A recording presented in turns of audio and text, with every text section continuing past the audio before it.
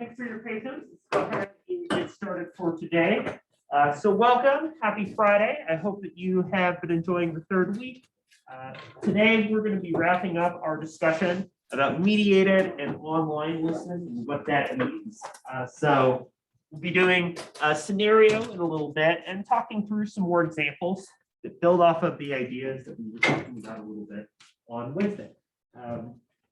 As a reminder, your first writing assignment for the class is a really short one. It should be pretty straightforward to complete, and it's your group membership reflection. So earlier in the class, you participated in a partnership and you were asked to share some stories, right? So I'm asking you, using that activity to think about and reflect on your own listening. One thing that hopefully is helpful, right, is as you're working on this project, if you need to cite your sources, right? Citing from the textbook, the full citation in APA style is right here. In addition to being available on the slide, I also posted the citation style as a Canvas announcement. So all you have to do, right, is copy paste it into your writing assignment and you're good to go. Also make sure that you include in-text citations whenever you're paraphrasing or quoting material that's outside of common knowledge, right, or outside of your own personal experience. You'll want to include that. You should also include the page number, right, if you're citing from a specific part or idea. For instance, right, if you're talking about the 5-stage listening process and some of the different styles of listening, like people or content-oriented listening, you're going to want to make sure to find and reference where that's located. So I definitely recommend keeping a note of the page numbers and some of the key ideas and concepts that you're drawing from. I've received a couple of questions in regards to rough drafts or outlines. Again, I'm happy to look at those to give you feedback, to give you what your kind of anticipated grade would look like. If you share it as a Google Doc, I'll add inline comments. If you submit it as like a doc or docx, then I'll like add comments in and send it back to you. As sort of a cutoff for feedback, right? I recommend that if you do want to send a draft, that you get that to me at the latest on Monday. That way I can give you that feedback ahead of time and give you enough time that you can meaningfully use it. So again, you don't have to send me a rough draft or outline, but I want to create that option if it's useful for you. Also, right, I want to take time to recognize it's been a challenging quarter. Everything with COVID and all of that has been really difficult. And I know that this has been a little bit of a rough start to the new year. So if you find yourself running behind and you need any additional support, please let me know. And I'm happy to help you out in catching up with the course, doing well and all of that. Remember, you do have one get out of jail free card where you can turn in an assignment up to a week late with no penalty. So it's up to you. If I were in your shoes, I might save that for a later assignment. But you could use that for this one if it's really a challenging time for you. Just wanted to give you an update there. Does anybody have any questions related to that assignment coming up for Wednesday? Great. Again, it's not a super long writing assignment. I like to use feedback from that to help you for some of the slightly longer ones. Please also remember you have a quiz due on Sunday if you haven't already completed that. So last class, we were talking a little bit about reading and what it means to listen online according to Crawford, right? So we talked about and went around the room to discuss what listening online means for us. A lot of you brought up the challenges of things like paying attention, right? When there's digital spaces, for instance, you might be running laundry while a Zoom meeting is running, like Presley mentioned, right? We also talked about some of the skills and tactics we can do for good online listening. And I had you all break into groups to discuss what it means to be good at listening online in a more face-to-face or individual level, and also in kind of political and corporate contexts too. We talked about, right, Crawford's central idea that listening is a useful skill, right, and a thing that we can do online to make sense of things that reading or lurking or the following doesn't quite get at the idea that if listening involves understanding, recalling, remembering, offering feedback, right, that's something that we can do more actively. So, for instance, the way that social media, including Facebook, has added things like reactions, right? Reactions are one way of giving feedback to a listenable message, right? You can use reactions to show that we care and that we understand the message, right? Or we could use a laugh react to troll people having not understood the message at all. We've also talked a little bit about how listening online, right, has some different styles, and those styles bring with them some unique constraints, right? One of the challenges that we'll oftentimes experience online is a feeling that we're not really being listened to or heard, right?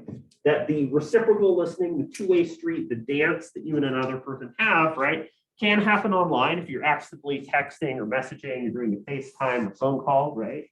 But there's this real understanding between you and another person that you like. It might be a little bit more challenging online, but can still happen. Background listening, right, is where you're like running the laundry or doing another task, right? You're not really focused on the message, it's just kind of running and it's in the background, right?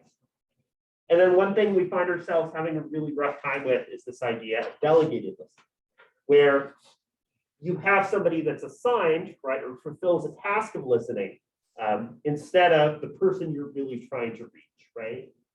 We showed kind of a funny clip of the Spectrum customer service, right, as an example of this feeling of constantly getting to run around, going to another person and not feeling like the person you're talking to is really the person that you're trying to reach and get support with, right? Another example is if you've ever tried to contact customer service, right? In a lot of situations, you reach out to somebody and the first thing you get when you call, right, is like an automated or robotic feature, right, that asks you to indicate the reason for your call, to briefly summarize the concern, and so on, right? It like filters out and has you deal with that stuff before it'll even get you to a person, which is an example of the challenges we find with delegated listening to be obnoxious. As I mentioned, right, the idea that engaging online is more than just lurking, right, more than just lying in the grass and paying attention to messages, but about being involved, right? And is a skill that is hard for us to really measure or think about in the same way. Talked a little bit about how it's sort of like a frequency, like tuning in through the use of different platforms and avenues such as Twitter. So for this class, I want to build on some of these ideas through some examples and applications, including a scenario that we'll be doing in class in a little bit, to talk about how online listening is able to happen and develop over time. So we'll talk about how technology shaped our listening, also some of the ways we can apply and use some of these skills in online listening too. So one of the key ideas here in what it means to listen online, right, is this idea that there are what's known as disciplinary norms. That is, when we're engaging face-to-face, right, we might have some norms, some written or unwritten rules. One example that we've talked about is the idea of stacking, right? If you're in a group or you're listening to a group of people, you might write down names of members of that group and have people speak in order when they raise their hands, right? So you have certain types of norms that are designed to delegate and assign who can speak in what ways and when. But online, a lot of those things can be a lot more rigid, right? That's because online settings can literally create the boundaries to which people communicate. If you're posting on Facebook, right, which I know is fewer and fewer review every year, then you are likely posting something only for friends. People that are not your friends are not going to see those messages. So you're in that way doing a disciplinary norm. Another example, right, is if you've joined a Zoom meeting, and the Zoom meeting has like a waiting room or passcode, right? Those are designed to regulate who can listen and who can participate. One really big reason for that, right, is the idea of a Zoom bomber or somebody that comes in and like flashes themselves or posts like really weird and inappropriate material in random Zoom meetings, right? So disciplinary norms are designed to regulate and to check that, right? The idea of following, right, and having your feed be updated based on the people that you're following or listening to plays a really big role. You might think that on your own, right? If you use social media and if you follow or you subscribe to certain people, right, you might think about why it is that you've chosen to listen to those voices. Maybe you're like me and you like watching random video essays on video games on YouTube, right? And you find it really interesting to hear people talk about things that you're interested in. Maybe you really value people's perspectives and stories. Maybe there's friends that you're really close with, and so you check the box saying, I want to see more activity from this person, right? So depending on the situation, we get to moderate a lot of the ways that we choose to listen to material online. It's also a problem when we think about it in the context of a lot of political discussion, right, and polarization, that we tend to be more exposed to messages and networks that tend to confirm our own beliefs. And we have a greater capacity to filter out messages that go against a lot of beliefs that we might have. That can be, again, a useful strategy for self-protection and reinforcing things that are important for us. But again, can be a challenge in listening and understanding perspectives that might be outside of our frame of reference. As I mentioned, right, the idea of a robocall is a challenge because if we're trying to reach a real person and we get a machine that's telling us and automating how we respond to messages, this idea, this delegated listening that outsources it to someone or something else, feels a lot less connected and engaged. We want a real person. We want to talk to the person that we think should be listening to us. If others, right, are shaping and responding to the message, it's difficult to feel like somebody is listening, right? If somebody says, oh, well, here, you can direct this to my staffer who will answer a question. You're messaging like a member of Congress, right? And you get a very generic response from an aide, then you're not going to feel like that message is being heard in the same way. At the same time, right, the idea of listening and of paying attention is something that we tend to not be able to measure or quantify in the same way, as we mentioned a little bit last time, right? Again, it's hard for a company to say, well, we've dedicated 20% of our time to listening and our profits have gone up 80%, right? That's not a thing that you can measure in quite the same way. Even though listening can make things a whole heck of a lot better, improve our communication overall. So just because we can't measure what listening is in a lot of online settings doesn't mean that it's happening well. Another idea, right, is that oftentimes we don't take seriously when people say that they're listening online, right? For instance, if a company such as Kellogg's or Nestle says, we're really carefully listening to customer feedback in regards to a product that got recalled, right? Then we don't always believe that that listening is going to do much. Listening can sometimes feel like a cop-out.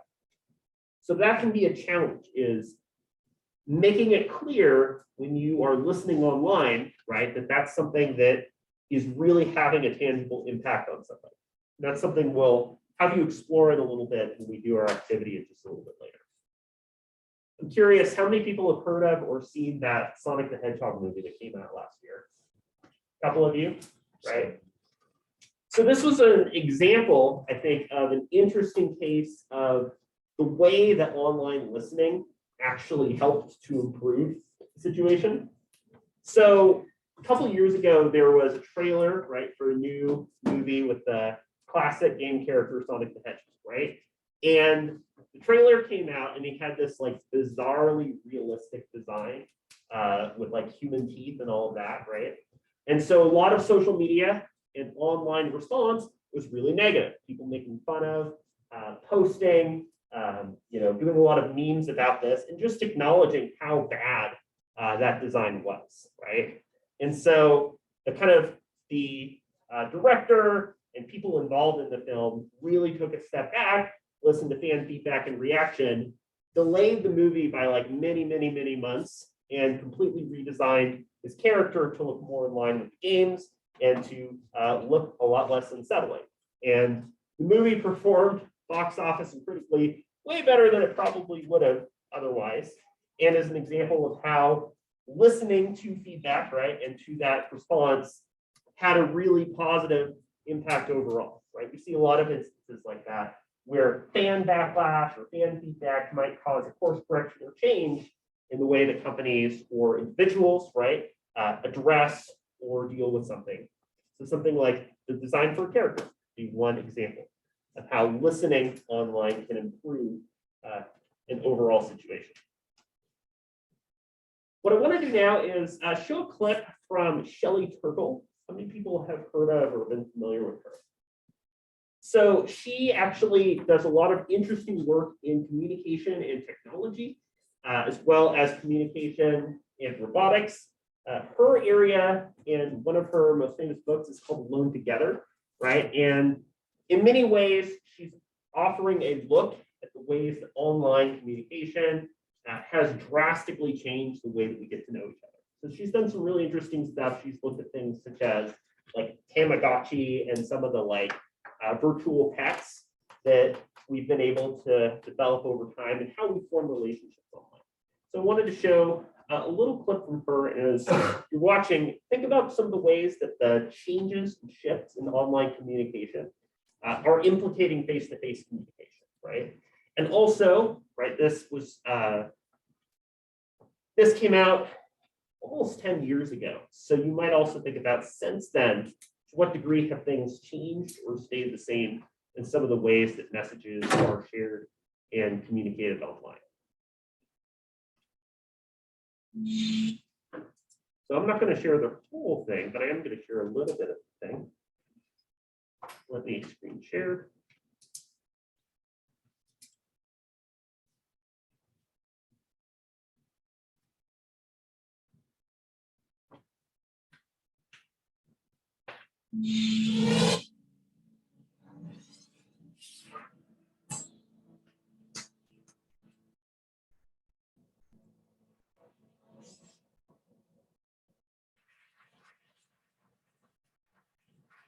Just a moment ago, my daughter Rebecca texted me for good luck.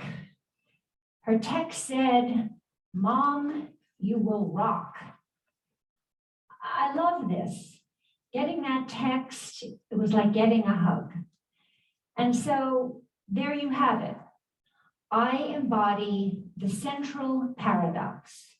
I'm a woman who loves getting texts, who's going to tell you that too many of them can be a problem. Actually, that reminder of my daughter brings me to the beginning of my story. 1996, when I gave my first TED Talk, Rebecca was 5 years old and she was sitting right there in the front row. I had just written a book that celebrated our life on the internet, and I was about to be on the cover of Wired magazine. In those heady days, we were experimenting with chat rooms and online virtual communities. We were exploring different aspects of ourselves, and then we unplugged. I was excited. And as a psychologist, what excited me most was the idea that we would use what we learned in the virtual world about ourselves, about our identity, to live better lives in the real world. Now, fast forward to 2012, I'm back here on the TED stage again. My daughter's 20, she's a college student. She sleeps with her cell phone. So do I. And I've just written a new book, but this time it's not one that will get me on the cover of Wired magazine. So what happened? I'm still excited by technology, but I believe, and I'm here to make the case, that we're letting it take us places that we don't want to go. Over the past 15 years, I've studied technologies of mobile communication, and I've interviewed hundreds and hundreds of people, young and old, about their plugged-in lives. And what I've found is that our little devices, those little devices in our pockets, are so psychologically powerful that they don't only change what we do, they change who we are. Some of the things we do now with our devices are things that only a few years ago we would have found odd or disturbing, but they've quickly come to seem familiar, just how we do things. So just to take some quick examples, people text or do email during corporate board meetings. They text and shop and go on Facebook during classes, during presentations, actually during all meetings. People talk to me about the important new skill of making eye contact while you're texting. People explain to me that it's hard, but that it can be done. Parents text and do email at breakfast and at dinner, while their children complain about not having their parents' full attention, but then these same children deny each other their full attention. This is a recent shot of my daughter and her friends being together while not being together. And we even text at funerals. I study this. We remove ourselves from our grief or from our reverie, and we go into our phones. So there's some good ideas here, right? But I think also a lot of ways that our understanding of and engagement with technology has shifted, at least in the past 10 years, right? A lot of the things that Turkle brings up are obviously still really relevant. For instance, the ways that we are regularly using things like text and communication digitally in a very kind of 24/7, always bias kind of way. For instance, right? I have my phone right next to me before I go to bed, and it's one of the things that I see when I first wake up in the morning, right? And a lot of people probably feel the same about their own notifications. Again, we actively will use things like messaging, like during dinner. It's been more common, for instance, for people, like if they're sitting at a table together, like eating, going on a date or something, to just like have their phone face down next to them, right? And we've definitely seen, I don't know that things have entirely changed, but I think with COVID, right, they've probably accelerated a lot, where because a lot of our connections are exclusively happening online or can only happen online. For instance, if we have classes that are online or on Zoom, and not able to see people face to face, right, then a lot of these challenges get magnified. And on the one end, the access, the opportunity is great. But again, as some of you all brought up, right, the absence of a lot of nonverbal cues and signals can definitely add to the challenges of communicating and understanding between each other, right? I think it's kind of not a good approach to say, oh, technology is bad. Technology is destroying our relationships. It's shifted our relationships and the kinds of relationships we have and how we define them, right? For instance, in recent years, there's been a lot of look at the way that following people such as streamers, right, who are watching films, playing games, or doing whatever on platforms like Twitch is a way that people find connection in relationship to others, right? The role of like influential people on social media, including TikTok, right, plays a really big role in how people develop and create meaningful connections with others. The idea of having this relationship with somebody, like a celebrity or content creator online who you know who they are, but they don't know who you are, is an example of what's called a parasocial relationship, right? Or a one-sided relationship where you identify or find connections with that person. So some additional kind of food for thought and helpful ways to think about how media is shaping and relating our understanding of communication overall.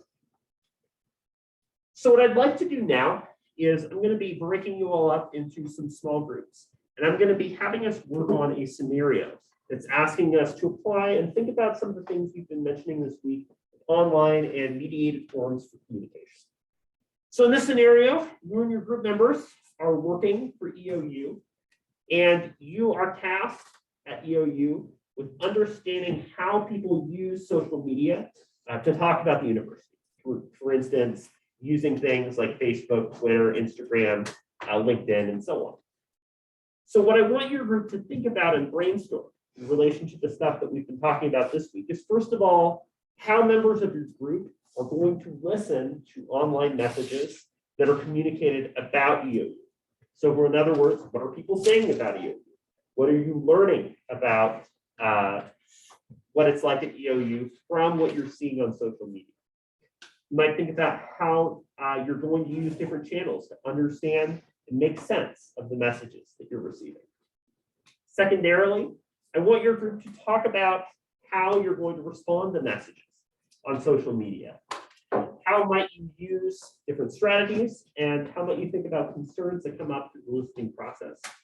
And then lastly, think about how you would adopt these 5 different stages of listening as you're understanding and trying to make sense of social media about EOU as well. So in each group, I'd like there to be one person who will either write or type with your names of group members for attendance for today. And then I'll also ask afterwards to have each group share. So let's see how many people. 6, 7, 8, 13. So let's do 1, 2, 3, 4, and 5. Let's do 1, 2, 3, 4. Let's do 1, 2, 3. And then Destiny, let's have, since you're our only person on Zoom, let's have you work on this on your own and then share what you would be thinking about in response to these questions.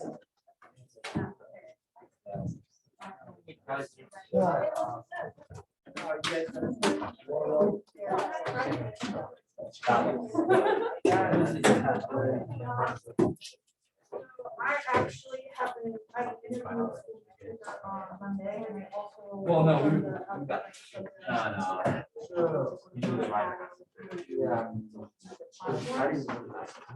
So I've been doing.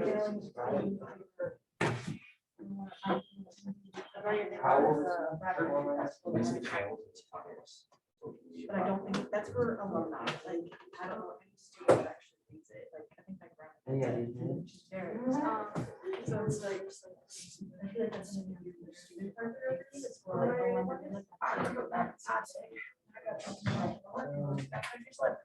And I will, when I am an alumni, I will. Yeah. Busted knees. Work for university. So.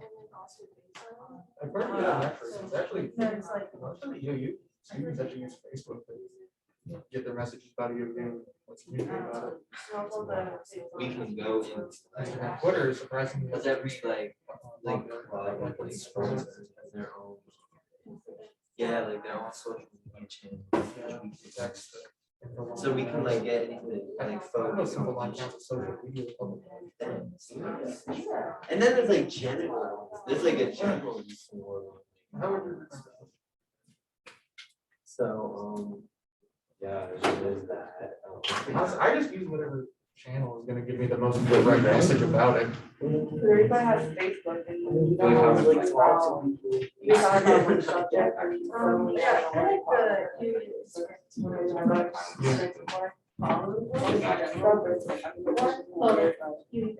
yeah, that one. Yeah, so I feel like that's a good word. Smaller thing. It's like. And also, I think that you having that. Whenever that's coming out with me. Yeah. There's no contact, there was studies that was about. That's the good days. Play a lot actually. Protocols for individual lessons. About that too. Alright. You get used to trying to say something in the athletics, and or helpful. It's indoor style. The staff. Oh, okay. That's good. Very good. It was in a work episode. Yeah. Which I heard as a trip. That was last night. Thursday. It's about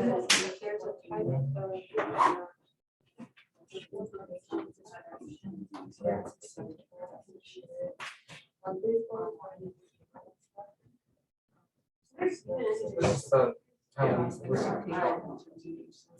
Very useful.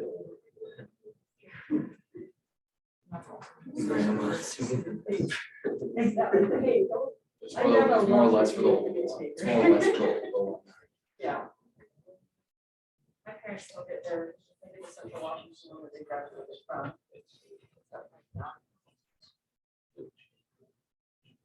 True, but I guess it's the kind of listen. National action oriented. So how would we respond? I think a lot of new faculty, personal time that you do, so it's probably giving some experience. I know a lot of people just openly on that Facebook and Instagram talk about the university. I've never done it about anything serious. And I feel like talking about their, you know, we don't push stories sometimes, it'll be like. They could push sketches When I said earlier, or they do stuff like that sometimes. So have people like work on those Or social more media lighthearted stuff. projects.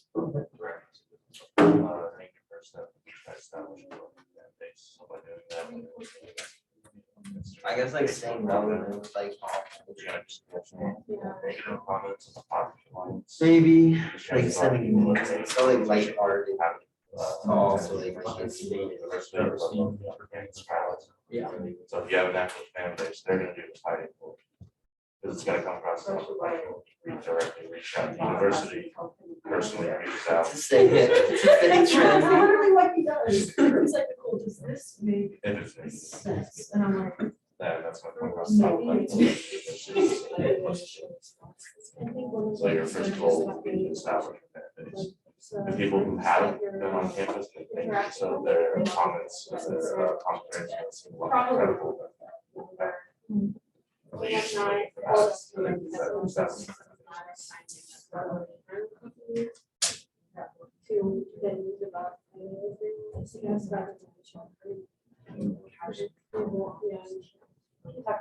And if you come across negativity, like I said, do you just do your best to say in the most polite way, just talk as very possible.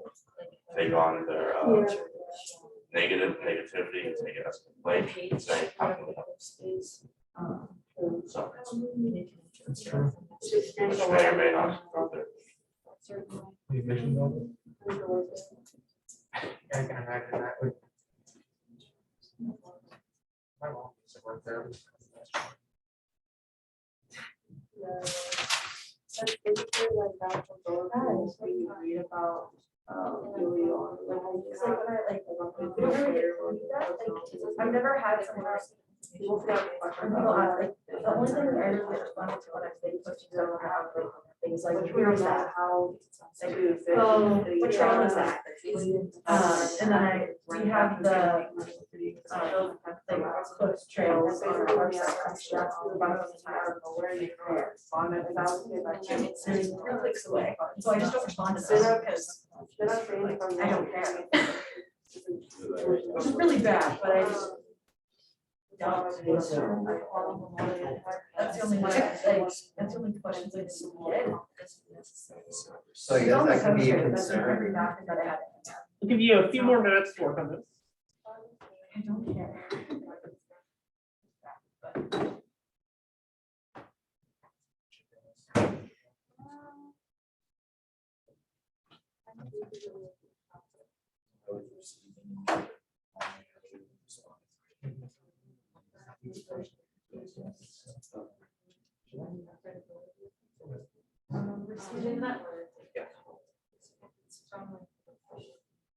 So I guess we would account for that, when it means like, or usually when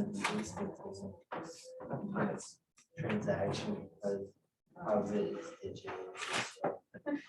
Yeah. So we would do something with that.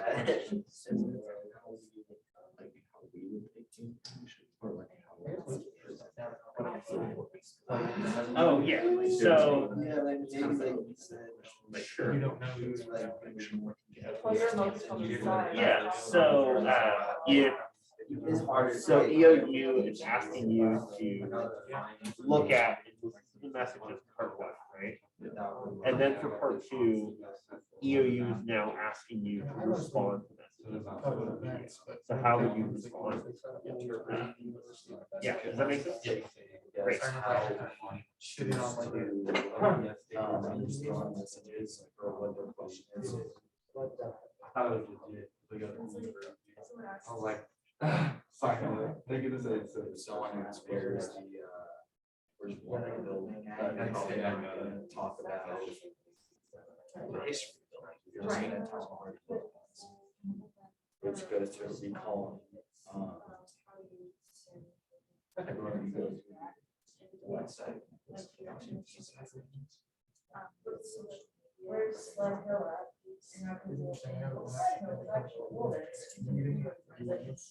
It's right.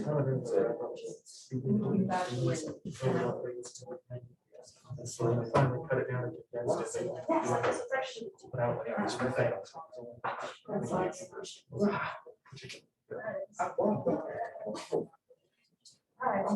Broke my arm on that.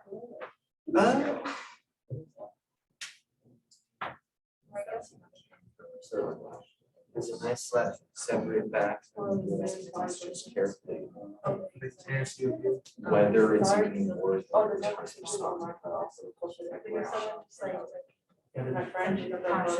Give you a couple more minutes on this. Yeah. With the SFC, they'll pretty much take any applicants. It'll be a lot more. Well, I guess evaluate, so, when you go in between evaluating and responding, I would say. I don't know. You're busy.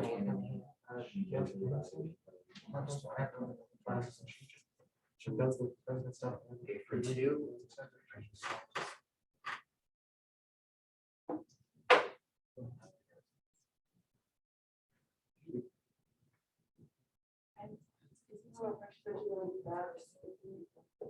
How will you respond?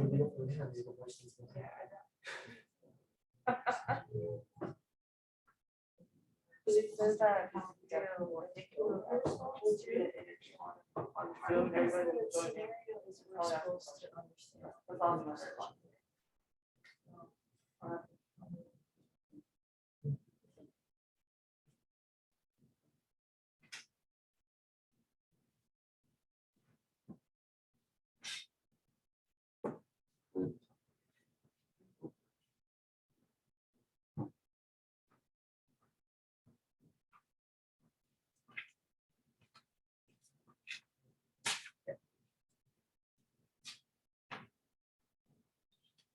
Seems like groups are kind of wrapping up here. Make sure you have one person in each of the groups that will be sharing your response to these things.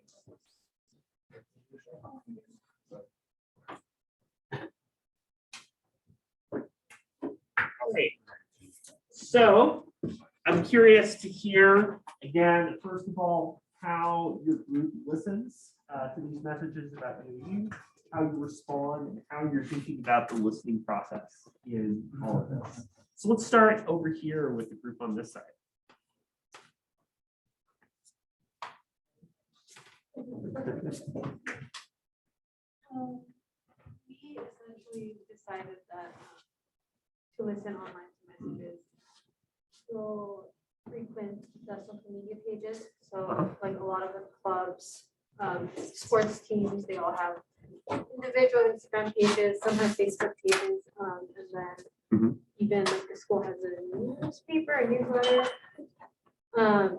And we'll basically just go onto those pages and try to just interact, look at all the content they're posting. Yeah, and just kind of, if you have questions, you can ask questions to decipher messages that maybe are unclear. And then in terms of responding to messages on social media, we decided that there's obviously very easy things like just retweeting things, reposting things, and then you can comment, ask questions, interact, or respond to comments if there's people asking questions. Some issues would be finding channels that reach multiple demographic groups, because Instagram is mostly used by the current students or younger, like traditional college students. And so finding ones that are more used by older students perhaps, or even alumni. And so we decided those are probably like the Facebook pages, the websites, newsletters and stuff. And then our strategy accounts for 5 stages of the listening process, because we'll be receiving the information by just being on the pages and digging in and reading all of that information. Then we'll be interpreting the messages by making sure that we're processing it properly, clarifying and understanding the message. And if that includes asking questions to make sure you know what's going on, then that's good. And then we decided that recalling information. So if there's a message, and making sure that you're asking a question that's pertaining to that or responding to it appropriately. So the example, if someone asks where a building is on campus, you're going to tell them where the building is and not start talking about, oh, the history of the building is X, Y, and Z. Yeah. And then evaluating and responding kind of go hand in hand, because evaluating the message. So in our example, it'd be social media, right? If someone comments like, this is cool, or something very bland, or like, you don't necessarily have to actually respond to that. Right. Like just liking it might suffice versus if someone asks a question, you should make sure you answer it appropriately. Great. Thanks so much, Macy. I really like the way that your group is really trying to cover all the bases in listening, right? You were mentioning like that there's Instagram pages and social media for like different teams. And so if, you know, somebody is only covering the like main page, they're not going to get the same amount of traffic that they're going to see in some of these smaller groups. So listening online really means paying attention to some of those smaller groups and categories as well. Up the middle group here, what would you add in what you talked about in strategy? I would say, so when frequenting a site, I think it would be very important to establish multiple presence on multiple platforms. Just because not all, but maybe you can make a list, top 3 most frequented platforms globally or locally, depends on preference, I guess. So when viewing messages, be it through direct messages, if you get one, if maybe someone has an opinion or something on it and they want to ask about something, ask about a service, anything, and they decide to drop their opinion on it as well. I guess it could be anywhere. You would want to evaluate the message for, I guess, a background authenticity, because you never know. Right. Some people who have negative opinions might just be dropping in to talk badly about it just for the sake of a lot of people looking to do that. Yeah. Like if someone says EOU sucks, right? That doesn't tell anyone much. You can't really do anything with that. Why does it suck? How does it suck? What makes you think it sucks? Right. Can't really make any discernment about that. So generally people, so the idea, I guess, is to establish a fan base, and that would be made up of people who are most likely to have attended the university. So therefore, they might make that claim. You basically want your fan base to fight that fight for you. Right. People who have attended the university are going to be able to say that they have attended it. And I think that would be psychologically, subconsciously deemed as more a credible opinion. So I think just kind of having that waypoint where you have people who are in support of you vouching for you, because if you as kind of the admin team are directly responding to negative messages and saying, you know, hey, this isn't true, I think that might be looked at as very unprofessional too, which would kind of taint your own credibility and might even reinforce those negative opinions. Yeah. So I guess it would just be all about the process of examining the messages, making the decision whether to respond to that message, because maybe the negative opinion could have valid points to it. They might go into detail and explain why it sucks. Right. And make actual valid points instead of just kind of coming with a sucker punch type insult. Yeah. It doesn't make any sense. Yeah, that like dive bomb approach where people just come in, leave a negative comment and then leave, right? Or like trolling, right, is a common concern. There's accounts, like you mentioned, that are not necessarily legit accounts from alums or people involved with the OU. They're important to think about or assessing credibility. I also like the point that like a lot of times with online listening, you get supporters or advocates or people like current students or alumni who would come in, right, and provide that level of support and backup in listening and engaging on social media. I think that's definitely something that comes in listening online that we don't see in the same way face-to-face, right? Where there's kind of online bases of support that would help an organization like EOU in that listening process and responding to messages. How about the group over here? For our first response, we talked about the different channels that we were saying, like different ages of people, social media, and then we also included email in another form of the channel where mostly students will respond to for like different notifications of things. I don't remember what chapter it was from, but it does discuss how certain mass messages can be sent through online channels, then they'll tell someone. Yeah.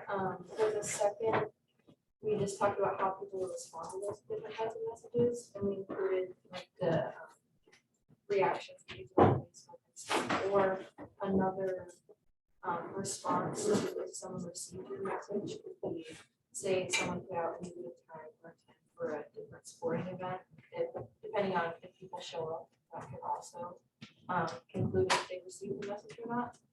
And then for the third one, we for receiving and interpreting, we talk about different headlines that someone can have and like your choice of what cover photo you use for a post or what the main headline is, how you like bold or italicize things or put like a different fonts or different colors for a text. Sure. And then for evaluating, making judgments on its work and such. Like if someone sends a message that a meeting isn't required, someone can judge the worth of that, or if they're gonna show up or not, or just judgments about the credibility, like if it's sent by a student versus a professor, and how you're gonna like take worth from that. Yeah. And then for with recalling, a lot of information that's sent about schooling, you don't necessarily need to like have that information 10 years down the line. Yeah. So a lot of the information that you're gonna get is either like for that week or for like that term in general, just forget about it. Yeah. We're not gonna recall all emails from class that you had. Thanks, Leah. I really like the way that you brought up, right, how we're processing and making sense of these mass messages, right? If it's sent to 40 different people, we're not going to be tuned in the same way, but logistical and other practical information to reach people in a unique way. Destiny, is there anything you'd like to add to some of this discussion? Wait, can you repeat that? I kind of lagged a little bit. I Sorry. just wanted to see if there was any last like notes or things you wanted to add. No, none that I can think of. I just said for the first one that one of the channels I would definitely use would be Instagram, just because people can comment and give feedback that way. Yeah. And also similar to what one of the groups said, I don't know which one it was, but it's targeted towards like a younger audience. Yeah. And then for the second one, I said that the way that I would probably respond is like directly like through a comment or something. Like if somebody had a question, then I would reply to that. And then obviously I think a concern with that might be it's just like that you're being rude or like attacking somebody, even if that isn't the intent. Mhm. And then receiving for the last one, the five processes receiving would be receiving the comment under the post, understanding would be trying to figure out why they said what was said. Recalling, I feel like that'd be a little difficult, but maybe ask questions. Evaluating would be evaluate any of like the posts that people did like and then see what was most shared or what was most commented on that got positive feedback. And then responding would be obviously probably replying to a comment and trying to figure out like what would make them feel better, I guess. Yeah, awesome. Thanks, Destiny. I appreciate the way you were sharing how social media channels can interact with that too. All right, so to wrap up, we'll talk a little bit about online listening, how it impacts our communication face-to-face, so on. Next class, we'll be talking about professional communication and application. So have a great weekend. Make sure to email or pass forward your problem for today into the group. And I look forward to seeing you all again next